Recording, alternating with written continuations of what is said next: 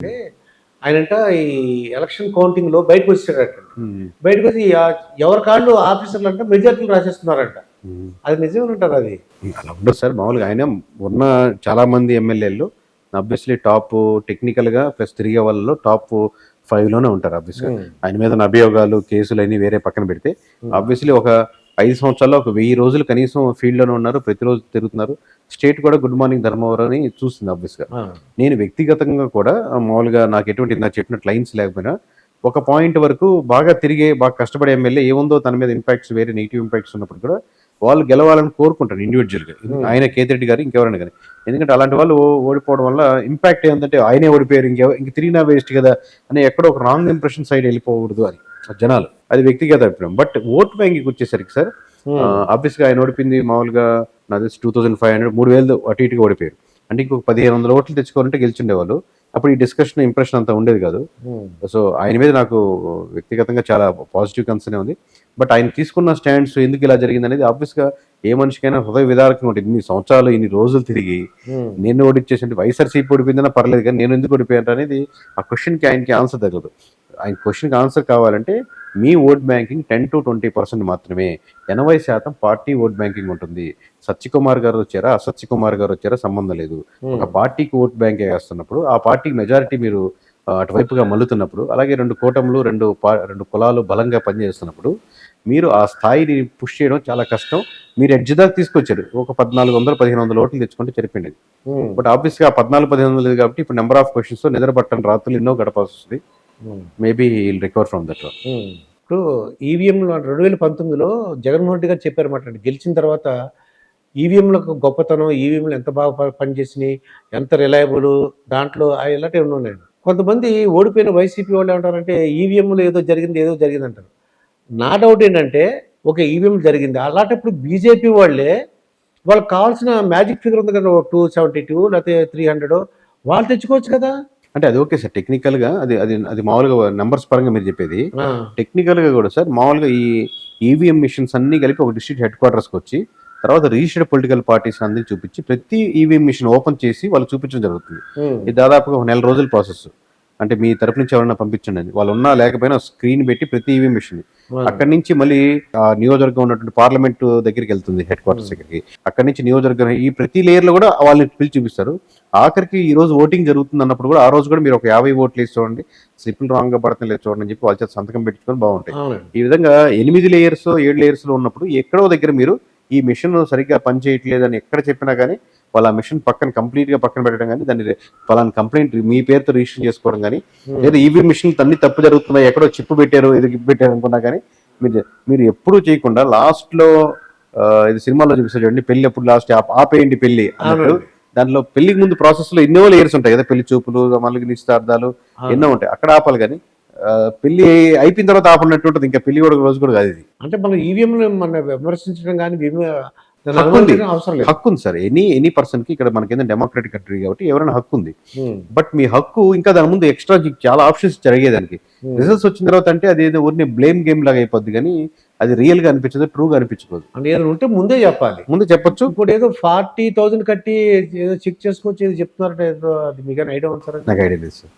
Okay, అంటే election అయిపోయిన తర్వాత ఒక పలానా ఈవీఎం మీద నాకు డౌట్గా ఉందంటే 40,000 కట్టి చేసుకోవచ్చు అట.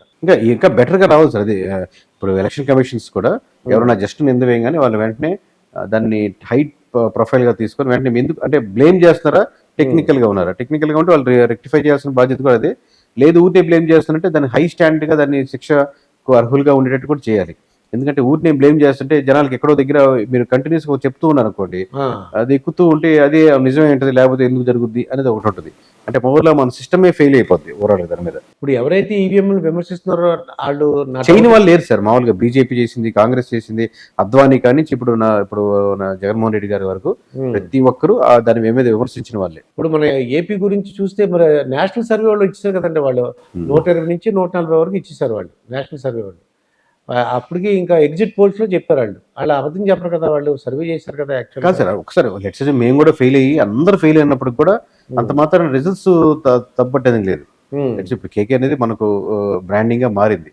లెట్స్ అజ్యూమ్ మేము కూడా డిసాస్టర్గా వైఎస్ఆర్సీపీ గెలిచేస్తని చెప్పాం అనుకోండి, అందరూ పోయాం అనుకోండి, దట్ డజన్ మీద మేమంతా ఇటు చెప్పాం కాబట్టి ఎలక్షన్స్ రిజల్ట్ అలాగే రావాలని కాదు కదా, దానికి ఒక ప్రామాణ్యం ఉంది కదా, అది కదా ట్రూ రిజల్ట్స్ చెప్పేది.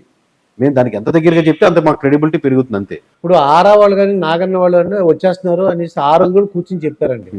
ఫర్ ఎగ్జాంపుల్ వాళ్ళ భవిష్యత్తు ఉంటుందంటారు, వాళ్ళు ప్రజలు నమ్ముతారంటారు, వాళ్ళు మిగతా సర్వే వాళ్ళు కానీ. ఆరామస్థాన్ గారు obviously more experienced than me, more have contacts and connections in political party. నాకు ఎక్కువ నేను వర్క్ తప్పితే మామూలుగా నేను కలిసేది కూడా తక్కువ సార్ వేరే వాళ్ళు. సో ఎక్కడో ఒక తప్పు చేశారు. ఇప్పుడు నేను ఈ రోజు ఫోన్ చేసి నా దగ్గర ఒక ఇన్ఫర్మేషన్ కేకే మీరు నేర్చుకుంటారంటే ఈ రోజు వెళ్ళి నేర్చుకుంటాను. ఆయన పాజిటివ్ నెగిటివ్ రిజల్ట్స్ గురించి నాకు సంబంధం లేదు సార్. వాళ్ళ ఎక్స్పీరియన్స్ పర్సన్స్ బెటర్ దాన్ని రికవర్ చేసుకుని ఇంకా ముందుకు వెళ్తారని నేను ఆశిస్తాను, అంతే, అంతవరకు చెప్పగలుగుతాను. నా డౌట్ ఏంటంటే మీ జగన్మోహన్ గారు గెలుస్తున్నారని చెప్పాడు కాబట్టి ఇంక ఈయన చెప్పే సర్వే తప్పు అవుతుంది, మనం ఆయన దగ్గరికి వెళ్తాను అనుకుంటారా, బిజినెస్ పాడవుతుందా అని. అది క్లయింట్స్ డిసిషన్ కదా సార్, అది ఎలా అంటే వాళ్ళకున్న ఇంటరాక్షన్స్, వాళ్ళకున్నటువంటి దాని మీద ఆధారపడుతుంది. ఇప్పుడున్న ఈ కూటమి ఫ్యూచర్ లో కూడా 2029 కూడా వీలే గెలవాలంటే ఏ కార్యక్రమాలు చెప్పితే బాగుంటుంది, ఇప్పుడు మీరు సజెషన్ ఇవ్వగలరండి అన్న? చాలా కార్యక్రమాలు ఉంటాయి సార్, మామూలుగా మీకు చెప్పినట్టు. ఎందుకంటే మీరు ప్రజల్లో తిరిగారు, వాళ్ళ భావాలు ఏంటంటే మీకు అర్థమైంది. ఇంత 2,70,000 కోట్లు ఇచ్చినా సరే జగన్మోహన్ రెడ్డి గారు 11 సీట్లు ఇచ్చి పంపించారు. అంటే ప్రతిసారి కూటమి, వైఎస్ఆర్సీపీ లేదా బీజేపీ, కాంగ్రెస్ ఇంకా వేరే పార్టీస్ ఎమర్జ్ అవ్వచ్చు కొత్తగా. ఇప్పుడు ఎందుకంటే ప్రతి ఒక సెట్ ఆఫ్ ఇయర్స్ కి ఒక కొత్త ప్యాటర్న్ ఆఫ్ ఓట్ బ్యాంకింగ్ తయారవుతుంది సార్.